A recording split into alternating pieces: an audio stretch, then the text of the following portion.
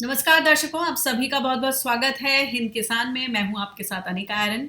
और आज महत्वपूर्ण दिन है। आज तारीख जो है वो बताती है, अगर हम इतिहास के पन्नों में जाएं तो 23 फरवरी को जो भगत सिंह के चाचा लाला अजीत सिंह ने पगड़ी संभाल जट्टा इस आंदोलन को शुरू किया था ब्रिटिश हुकूमत के खिलाफ। उन्होंने विरोध प्रदर्शन किए थे। पंजाब हरियाणा में इसका असर रहा। और पगड़ी संभाल दिवस किन मायनों में बहुत महत्वपूर्ण है, इसको समझने की कोशिश करेंगे। बहरहाल जो इसके तार हैं वो जुड़ते हैं। जो किसान आंदोलन देश में चल रहा है, जो किसान बैठे हैं बॉर्डर्स पर, उन्होंने भी आज पगड़ी संभाल दिवस मनाया और एक तरह से अपने आत्मसम्मान का इजहार किया। जो क्षेत्रीय जो अलग अलग स्थानीय पगड़ियां हैं उसको पहना और अपने आत्मसम्मान का इजहार किया। 3 कृषि कानून का विरोध किया। अगर हम इतिहास के पन्नों में जाएं तो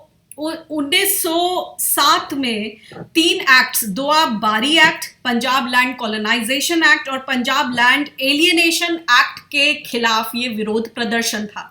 और उसका निचोड़ ये था कि ब्रिटिश हुकूमत जो है वो जो खेत थे और जो जमीन थी किसानों की, उनको कब्जा लेते थे और उसी के विरोध में ये प्रदर्शन था। तो वो जमाना और आज 2020 में ये तीनों कृषि कानून आए और देश भर के किसानों को कहीं ना कहीं ये अंदेशा है, ये खतरा है कि उनकी जमीन सुरक्षित नहीं रहेगी। आखिर इस तरह के संशय क्यों आ रहे हैं? और इसी सब पर बातचीत करने के लिए हमारे साथ हैं रमेश दलाल जी, जो कि भारत भूमि बचाओ संघर्ष समिति के राष्ट्रीय अध्यक्ष हैं। उनसे समझते हैं। और ये एक लंबी लड़ाई लड़ रहे हैं किसानों की खेती हर जमीन को बचाने की। नमस्ते दलाल जी, रमेश जी, बहुत बहुत स्वागत है आपका इस चर्चा में। सभी दर्शकों को नमस्कार। तो जो मैंने ये ऐतिहासिक रेलेवेंस सामने रखा है पगड़ी संभाल दिवस का, उस जमाने में भी जमीन पर खतरा था किसानों की। ये समझना चाहेंगे कि आज भी क्या वो खतरा कायम है? जिस तरह की ये अंधाधुंध दौड़ है विकास की, क्या हम कहीं ना कहीं संतुलन बिठा पा रहे हैं? जी, आपने सही अच्छा प्रश्न किया। जो हमारी 1907 में 23 फरवरी को पगड़ी संभाल जट्टा, तो सबसे पहले तो मैं आपको पगड़ी के महत्व की बात बता दूं कि आंदोलन के साथ पगड़ी को क्यों जोड़ा गया। पगड़ी का महत्व सिर्फ एक तो गुजरात, राजस्थान, हरियाणा, पंजाब और दिल्ली में, और आज इन्हीं 5 प्रांत के किसान मेरे नेतृत्व में संविधान सत्याग्रह आंदोलन चला रहे। पश्चिमी उत्तर प्रदेश, बाकी राज्यों में कहीं पर भी पगड़ी नहीं है। पंजाब में है, हरियाणा, दिल्ली और गुजरात और राजस्थान। तो पगड़ी हमारा सम्मान का सूचक है। पगड़ी को हम अपने जीवन से भी बड़ा मानते, इज्जत मानते। तो इसलिए अजीत सिंह जी ने, लाला अजीत सिंह जी ने, जो सरदार भगत सिंह जी के जो चाचा थे, इसलिए उन्होंने नारा दिया था कि पगड़ी जा रही, इज्जत जा रही है, हमारी जमीन मां जा रही है, उसके लिए लड़ना है। और पगड़ी से जोड़ के उस आंदोलन को जो चलाया, उसमें सफलता भी मिली और सफलता काफी आगे तक गई। मैं उसमें उदाहरण दे दूं।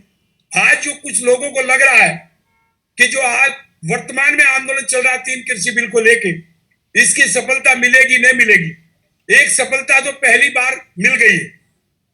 आज पगड़ी पहनने वाले जो 500 प्रांत है वो इकट्ठे हो गए।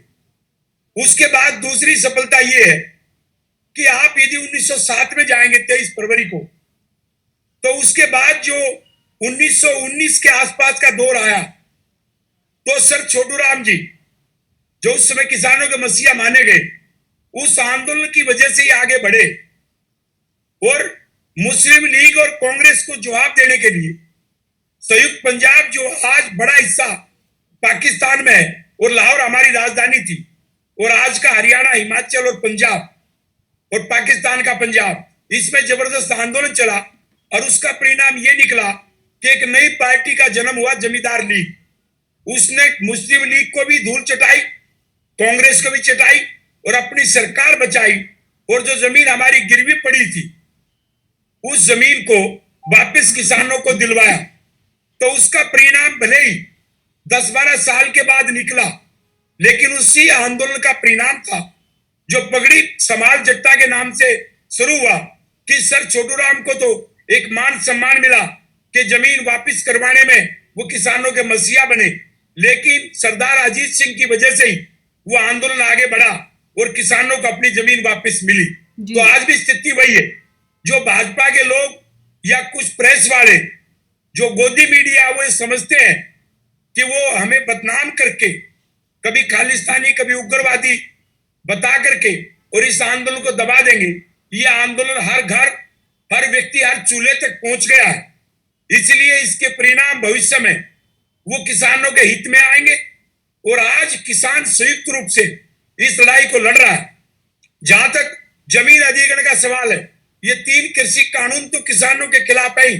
जमीन अधिग्रहण का जो कानून है वो वही पगड़ी समाल जट्टा के मामले में ठीक बैठता है। आज मैं अभी जो आपसे बात कर रहा हूं, मैं संगरूर में किसानों की एक बड़ी मीटिंग अटेंड करके मैं बैठा और मेरे साथ आपने देखा है किसान है जी। तो आज हमने फैसला लिया कि जो कटरा एक्सप्रेस जा रहा अमृतसर होता हुआ दिल्ली से जी, उसकी जमीन को हम कब्जा सरकार को नहीं देंगे जब तक 4 गुना मुआवजा नहीं मिलेगा, क्योंकि 4 गुना मुआवजा दिल्ली और गुजरात में तो मिल रहा है, लेकिन हरियाणा राजस्थान और पंजाब में 2.5 गुना मिल रहा है।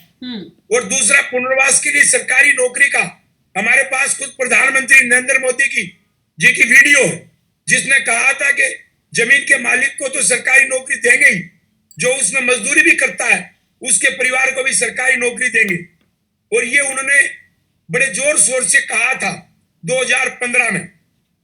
और इसके अतिरिक्त आप ये देखिए बाजार मूल्य तय करने की जो प्रक्रिया थी जी, उसको खत्म कर दिया गया है। एक तरह से माने के 2013 के कानून को खत्म कर दिया गया है। इसलिए हमारी आशंका सही है। 3 कृषि बिल में नरेंद्र तोमर जी कहते हैं कि काला बताओ, राहुल गांधी से सवाल पूछते हैं, अरे राहुल गांधी तो नोटंकी कर रहा है, रमेश दलाल उसका जवाब दे रहा है। उन तीनों कृषि कानून में जो मैकेनिज्म है जो डिस्प्यूट को रिजोल्व करने का, उसकी 3 स्टेज है। यदि एग्रीमेंट में ये लिखा हुआ है कि आपस में वो एक बोर्ड के माध्यम से इसको हल करेंगे तो ठीक है, नहीं लिखा होगा तो एसडीएम एप्लीकेशन लेने के बाद एक बोर्ड बनाएगा और उसका सबॉर्डिनेट अधिकारी उसकी अध्यक्षता करेगा। दोनों तरफ के एक या दो व्यक्ति उसमें बैठेंगे, लेकिन फैसला कौन करेगा? एसडीएम का अधिकारी। और सेकंड स्टेज में एसडीएम करेगा। और तीसरी में जो अपीलेट अथॉरिटी है वो कलेक्टर है। तो कलेक्टर जब जमीन अधिग्रहण के मामले में हमारा उचित मुआवजे के लिए वो मार्केट वैल्यू तय नहीं कर पाया, तो उसमें जो कानून में लिखा हुआ है कि उसका स्टैंडर्ड, उसकी ग्रेविटी, उसका प्राइस वो तय करेगा मैकेनिज्म।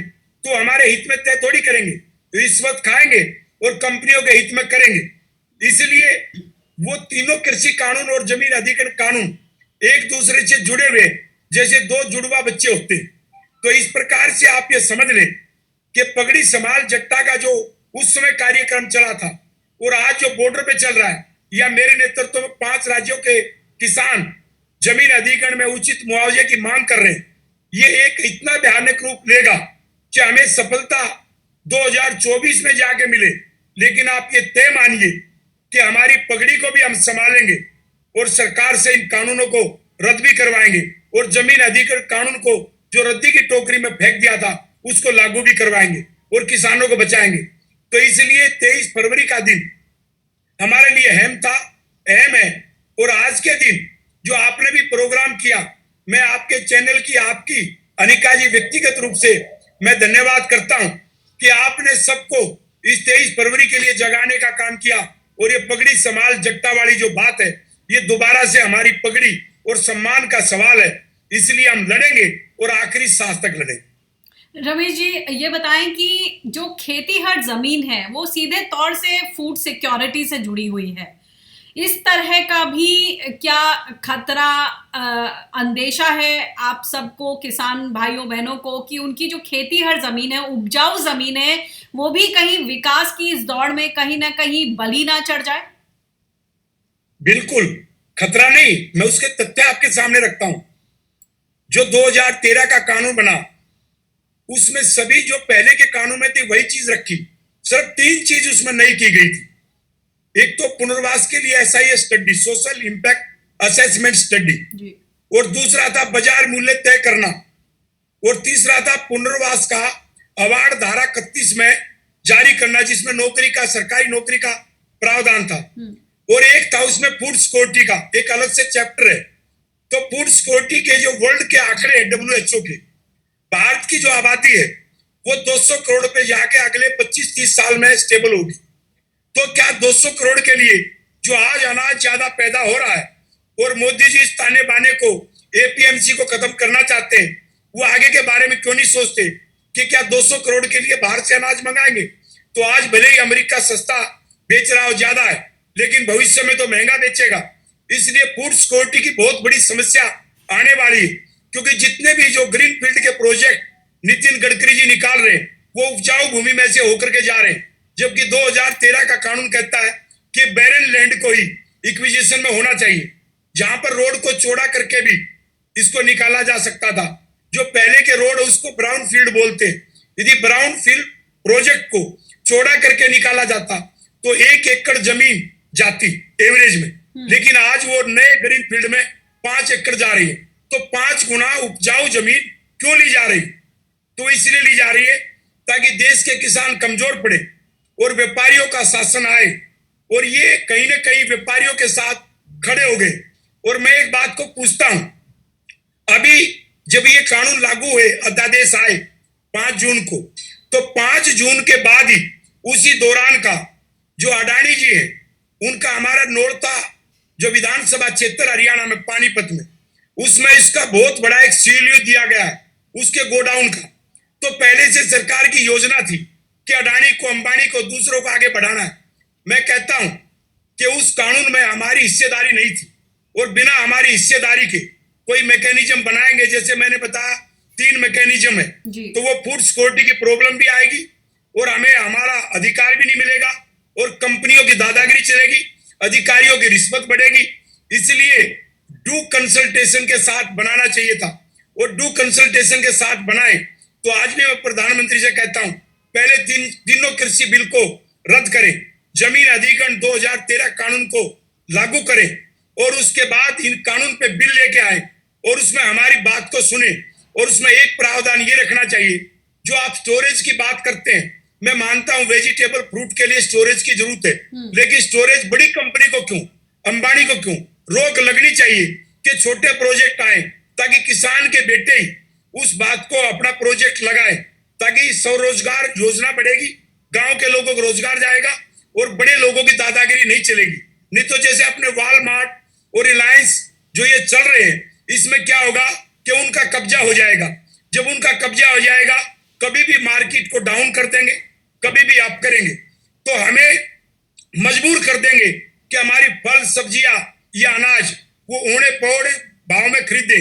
और APMC हरियाणा और पंजाब के लिए जो मार्केटिंग कमेटी है और उसकी फीस जो हटा दी है, वो हमारे लिए जीवन रेखा है। आप कहेंगे फीस से किसानों का क्या संबंध है? पूरे देश में चले जाइए, हरियाणा पंजाब में APMC टैक्स आता था, उससे कृषि मंडी ने हमारे रोड एक दूसरे गांव से कनेक्ट कर दिए, और बड़ी आसानी से हम ट्रैक्टर और अपना माल लेकर के पहुंचते, जबकि पूरे देश में व्यवस्था नहीं है। तो हरियाणा पंजाब के विकास का कारण मंडी का टैक्स और मंडी है, न हम मंडी को खत्म होने देंगे। और हम चाहते हैं कि जिस समय मंडी बनाई उस समय तक गेहूं ज्यादा बिकता था, और सस्ते में खरीदने के लिए सरकार ने अंग्रेजों के समय ये मंडी बनाई और उसके बाद उसको मजबूत किया, और आज स्थिति उल्टी हो गई है। जब अपना ग्रीन रिवोल्यूशन के बाद अनाज हम ज्यादा पैदा करने लग गए, तो ये कह रहे हैं कि मंडी खत्म करेंगे, लेकिन कल को फूड सिक्योरिटी के मामले में जिस प्रकार से आप जमीन ले रहे हो वो भी उपजाऊ, ये फूड सिक्योरिटी की प्रॉब्लम फिर पड़ेगी, तो उसके बाद फिर मंडी बनाओगे सस्ते में लेने के लिए। तो आज जब बुरे वक्त में हम सरकार, केंद्र सरकार के साथ थे, तो आज अनाज ज्यादा पैदा हो रहा है, तो सरकार हमारे साथ रहनी चाहिए। इसलिए नितिन गडकरी का बयान है जून में, और वो आग लगाने के लिए, शंका मजबूत करने के लिए जो आपने सवाल किया, उसके सबूत में मैं रख रहा हूं। नितिन गडकरी ने कहा कि हम स्टोर नहीं बनाएंगे, गोडाउन नहीं बनाएंगे, हरियाणा, पंजाब और पश्चिमी उत्तर प्रदेश के किसानों को गेहूं और धान की खेती छोड़ देनी चाहिए। मैं पूछता हूं, कश्मीर में सेब पैदा होगा और हमारी जो भौगोलिक स्थिति है, जलवायु है, उसमें धान और गेहूं पैदा होता है, तो हम दूसरी कौन सी फसल बोए? हमारे यहाँ नारियल तो नहीं होगा, सेब तो नहीं होगा। इसलिए नितिन गडकरी जी, आपने विदर्भ के किसान तो सबसे ज्यादा आत्महत्या कर रहे हैं। हरियाणा, पंजाब, पश्चिमी उत्तर प्रदेश के किसान आत्महत्या कम करते, तो क्या आप आत्महत्या करवाने के लिए ऐसा रास्ता ढूंढ रहे हैं कि हम भी आपके विदर्भ राज्य की तरह बर्बाद हो जाएं? नितिन गडकरी जी, पहले अपने विदर्भ राज्य को संभाल लीजिए। देश में सबसे ज्यादा आत्महत्या विदर्भ क्षेत्र में होती है, जहां से ये नागपुर से सांसद है। और मैं प्रधानमंत्री जी से अपील करूंगा कि मेरे आंदोलन में कल्लाराम नाम का किसान बैठा है। मन की बात प्रोग्राम में मेरे पास वीडियो प्रधानमंत्री नरेंद्र मोदी ने उसी कल्लाराम किसान से बात की थी और ये कहा था कि फूड सिक्योरिटी के लिए हम उपजाऊ भूमि नहीं लेंगे। तो आज प्रधानमंत्री आपके बयान का उल्लंघन क्यों कर रहा है मंत्री? आप उस पर मुकदमा दर्ज कीजिए। हमने अनुमति मांग रखी प्रधानमंत्री से उस पर मुकदमा चलाने की, हमें अनुमति दीजिए, दोषियों को सजा दीजिए। और जिन्होंने प्रधानमंत्री की मन की बात में घोषणा का ख्याल नहीं रखा, उसको कब मंत्रिमंडल से हटाएंगे? इसलिए प्रधानमंत्री जी, इसको आप फिर वही घोषणा कर रहे जैसे 15 लाख रुपए खाते में आने की बात की थी। चलो वो मान लेते हैं, वो चुनाव का जुमला था, लेकिन ये तो आपने रिकॉर्ड पे कहा था कि 2013 का कानून कहता है कि उपजाऊ भूमि को नहीं लिया जाएगा, और मैं देश के किसानों से वादा करता हूं कि उपजाऊ भूमि नहीं ली जाएगी।